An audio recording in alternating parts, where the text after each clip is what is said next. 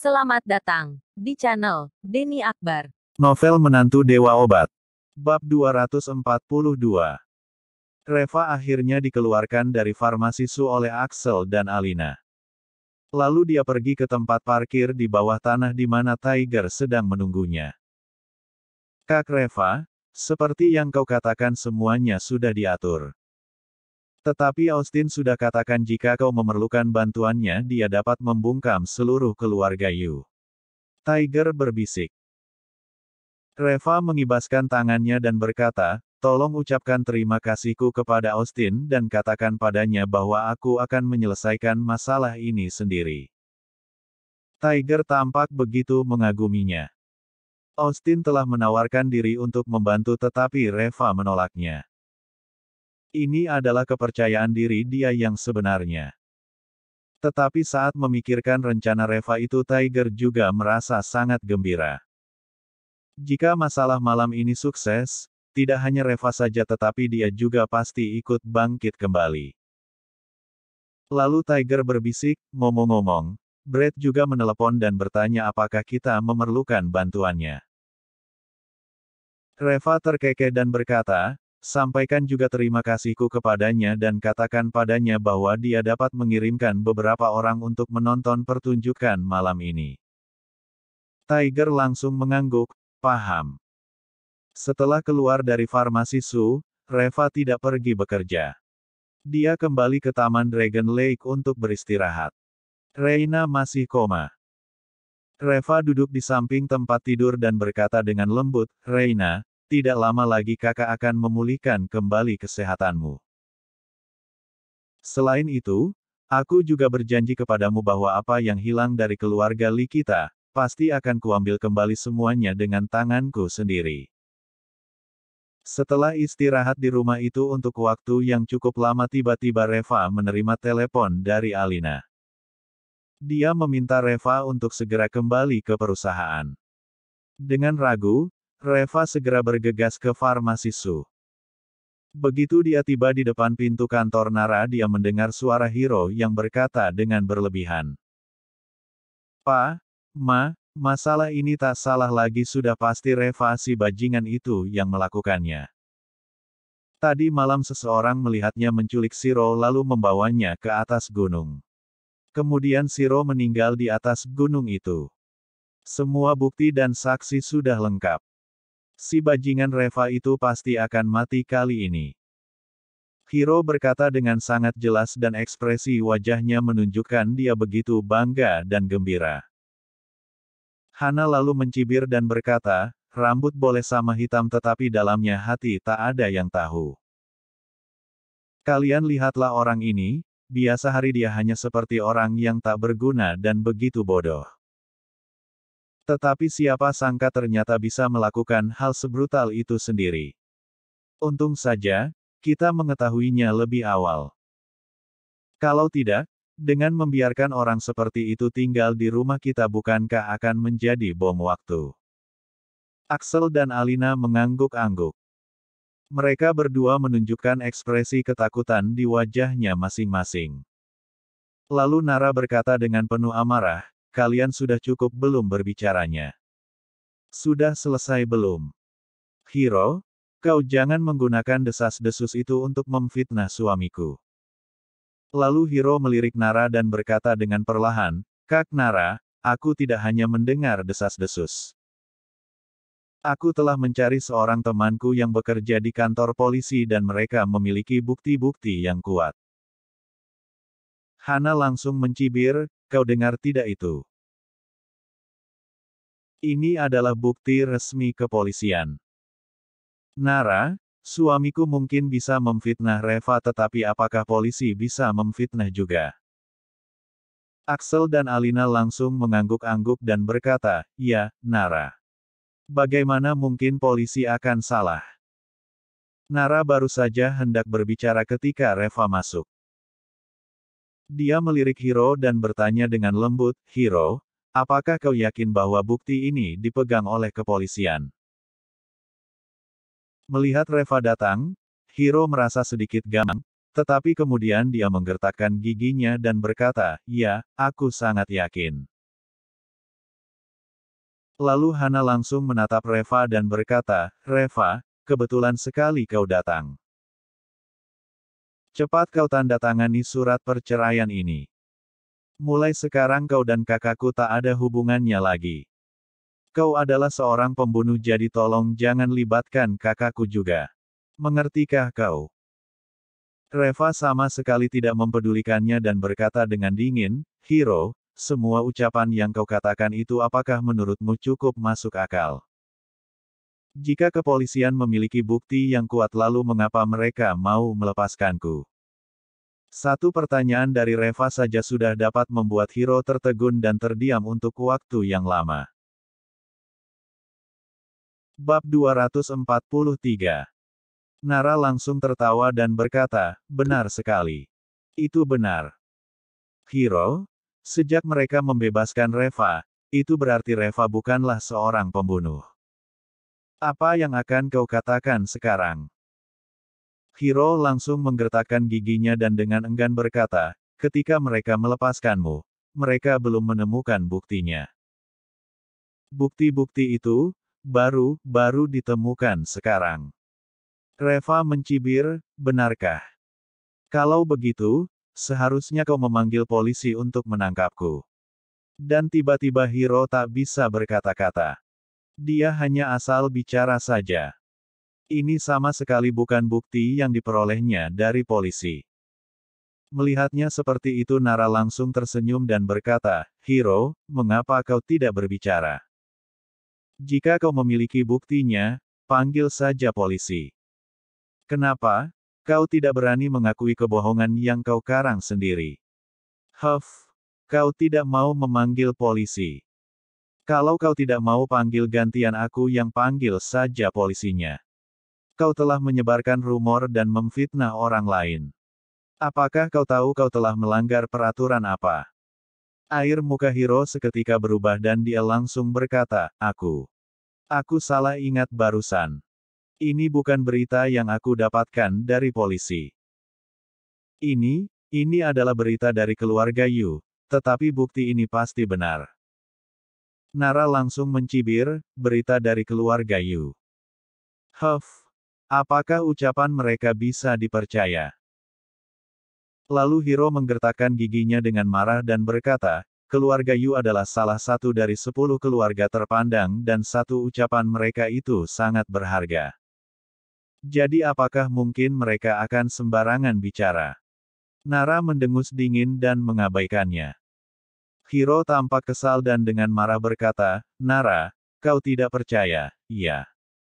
Oke, kalau begitu apakah kau berani bertaruh denganku? Jika masalah ini terbukti Reva yang melakukannya itu berarti kau kalah. Dan jika kau kalah maka perusahaan bahan obat itu akan dikelola oleh kami. Bagaimana? Beranikah kau bertaruh? Reva mengernyitkan keningnya dengan heran. Ujung-ujungnya Hiro hanya menginginkan perusahaan bahan obat itu. Nara yang sedang sangat marah itu lalu berkata, mengapa tidak berani? Hiro, ku beritahu ya. Jika benar Reva yang melakukannya jangankan perusahaan bahan obat, perusahaan farmasi Su pun ku berikan kepadamu. Reva menatap Nara dengan hati yang penuh kehangatan. Pada saat yang paling kritis, Nara selalu berada di pihaknya dan mendukungnya dengan sepenuh hati. Hiro tampak sangat gembira dan langsung merasa bahwa dia pasti akan menang. Dan bersamaan dengan itu tiba-tiba Reva bertanya balik, Hiro, lalu bagaimana jika kau kalah? Hiro mencibir, aku akan kalah. Reva, karena kau ingin bertaruh maka kau harus mengatakannya dengan jelas. Kau tidak mengatakan apa yang akan kau lakukan jika kau kalah, jadi atas dasar apa kau mengajak orang bertaruh denganmu? Hiro memelototi Reva dengan marah dan berkata, ini taruhanku dengan Nara, apa hubungannya denganmu? Reva, dia adalah istriku tentu saja aku tidak mungkin mau melihatnya ditipu. Hiro lalu menggertakkan giginya dan berkata dengan marah, oke, kalau begitu katakan kepadaku, apa yang ingin kau lakukan? Reva mencibir, mudah saja. Jika kau kalah maka kau harus berlutut di depan aku dan Nara lalu bersujud 3 kali sambil meminta maaf kepada kami. Hana langsung berkata, dasar brengsek, Reva kau menghina orang. Reva langsung menggebrak meja dan memaki. Suamimu akan mengambil perusahaan bahan obat senilai puluhan juta dolar hanya dalam satu kalimat tetapi dia sendiri tak memiliki apapun yang bisa dipertaruhkan. Siapa yang menghina siapa sekarang? Hana, apa kau benar-benar mengira orang lain itu semuanya bodoh? Hanya dengan satu kata saja kau sudah ingin mengambil perusahaan bahan obat itu. Hana langsung terkejut. Dia belum pernah melihat Reva menjadi semarah ini sebelumnya. Hiro buru-buru melambaikan tangannya untuk menghentikan Hana lalu dengan senyum puas dia berpikir apa susahnya bersujud. Dia sangat percaya diri bahwa dia bisa membuktikan bahwa Reva adalah pembunuhnya. Oleh karena itu dia benar-benar merasa bahwa dia pasti akan menang tanpa perlu melakukan apapun. Oke, kalau begitu ditetapkan seperti itu saja. Dan kebetulan Papa dan Mama juga hadiri di sini jadi biarkan mereka menjadi saksi saja, bagaimana? Hiro mencibir. Axel dan Alina saling menatap dan mengangguk dengan perlahan.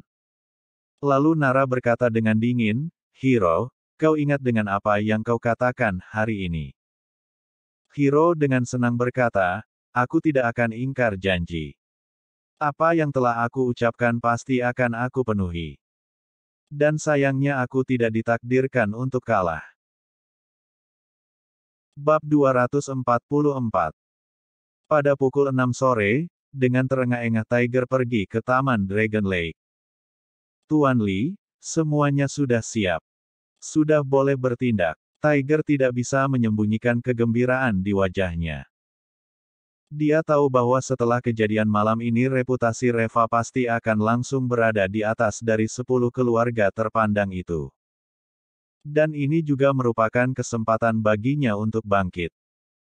Lalu Reva mengangguk dan dengan tenang berdiri kemudian mengenakan pakaian yang telah disiapkan dan berjalan ke depan pintu. Di luar kompleks Taman Dragon Lake terlihat puluhan kendaraan yang sedang menunggu. Mereka semua adalah anak buah Tiger. Malam ini mereka semua akan menyaksikan bagaimana Reva menekan dan menginjak ke-10 keluarga terpandang itu. Pukul 7 malam. Hiro mengantar keluarga Su sampai ke depan halaman keluarga Yu. Saat tiba di sini mereka semua terkejut dengan pemandangan yang ada di sini.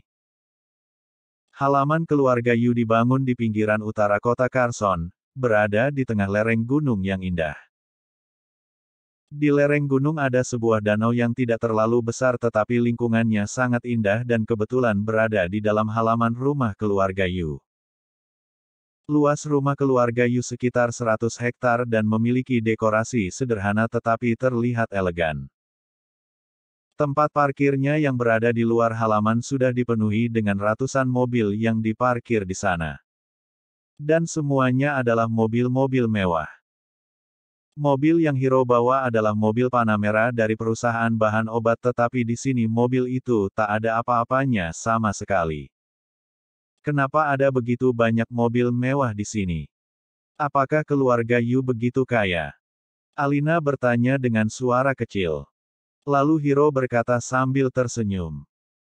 Bukan keluarga Yu yang kaya tetapi mobil-mobil ini semuanya milik 10 keluarga terpandang. Malam ini, para kepala keluarga dari 10 keluarga terpandang akan datang ke sini. Alina langsung terkejut dan berkata, apakah kepala keluarga dari 10 keluarga terpandang itu sudah tiba semua? Apakah mereka benar-benar menganggap serius kasus ini? Hiro. 10 keluarga terpandang ini pada dasarnya mereka sangat kompak. Saat ada sesuatu masalah besar yang terjadi, orang-orang dari 10 keluarga terpandang ini akan bersatu untuk menyelesaikannya. Shiro adalah mantan pewaris utama keluarga Yu dan memiliki status yang tinggi di dalam keluarga Yu. Dan sekarang dia sudah mati. Orang-orang dari 10 keluarga terpandang ini tak mungkin mengabaikan masalah ini begitu saja. Apalagi Reva pernah memiliki sedikit hubungan persahabatan dengan Austin. Orang-orang dari 10 keluarga terpandang ini khawatir Austin akan membantunya, jadi mereka sengaja membuat acara ini menjadi sedikit berlebihan. Axel langsung mencibir, Reva dan Austin sudah impas sejak dulu. Tak usah mengatakan apakah Austin akan membantunya atau tidak. Meskipun Austin ingin membantunya, tetapi dengan semua orang dari 10 keluarga besar hadir di sini, apa yang bisa dilakukan oleh Austin? Lalu Hiro mengangguk penuh dengan kesenangan, iya, pasti begitu. Kak, jika melihat situasi malam ini seharusnya Reva tak akan bisa lolos. Lebih baik kau segera tanda tangani surat perceraiannya. Jangan sampai nantinya jika dia mati di sini kau masih harus menyandang status janda. Nara langsung berkata dengan dingin, berhentilah bicara omong kosong. Aku tidak mungkin menceraikannya. Reva juga pasti akan baik-baik saja. Hana langsung mencibir. Kak, kau ini. Kalau belum kena batunya belum puas kau. Tampak beberapa orang masuk ke halaman keluarga Yu. Halaman rumahnya tampak terang benderang dan ada banyak orang di sekitar halaman itu. Mereka seperti orang-orang kampung yang baru pertama kalinya datang ke kota. Mata mereka tampak begitu mengagumi seluruh rumah dan pemandangan di halaman keluarga Yu. Dan akhirnya mereka sampai di ruang tengah rumah itu. Ada banyak orang yang sedang duduk di ruang tengah itu. Dan tampak kepala keluarga dari 10 keluarga terpandang juga berada di antara orang-orang yang duduk di ruang tengah itu. Rio juga berdiri di sana. Saat melihat Axel dan yang lainnya masuk, dia segera mencibir. Wah, aku pikir kalian tidak berani datang. Tak kusangka, ternyata kalian berani juga ya. Kalian semua benar-benar datang ke sini. Lalu dengan cepat Axel berkata, Tuan Yu, masalah ini tidak ada hubungannya dengan kami. Kami benar-benar tidak tahu apa-apa. Rio mengibaskan tangannya dan berkata dengan tidak sabar, tak perlu membicarakan hal-hal yang tak berguna ini. Kali ini masalah kita bukan lagi sesuatu yang hanya bisa diselesaikan dengan nyawa seorang Reva saja. Nyawa anggota keluarga Yu kami sangat berharga. Meskipun dibayar dengan nyawa kalian semua juga tidak akan cukup. Axel dan yang lainnya langsung tercengang. Alina tampak begitu ketakutan sampai meneteskan air matanya. Tiba-tiba terdengar suara yang banyak laga itu datang dari belakang. Bukankah ini Direktur Su? Baru beberapa hari tidak bertemu saja, Direktur Su sudah menjadi semakin cantik lagi. Semua orang langsung menoleh dan melihat mereka tak berjalan dengan ekspresi arogan dan diiringi oleh sekelompok orang-orangnya. Bersambung. Jangan lupa subscribe dan like-nya. Terima kasih.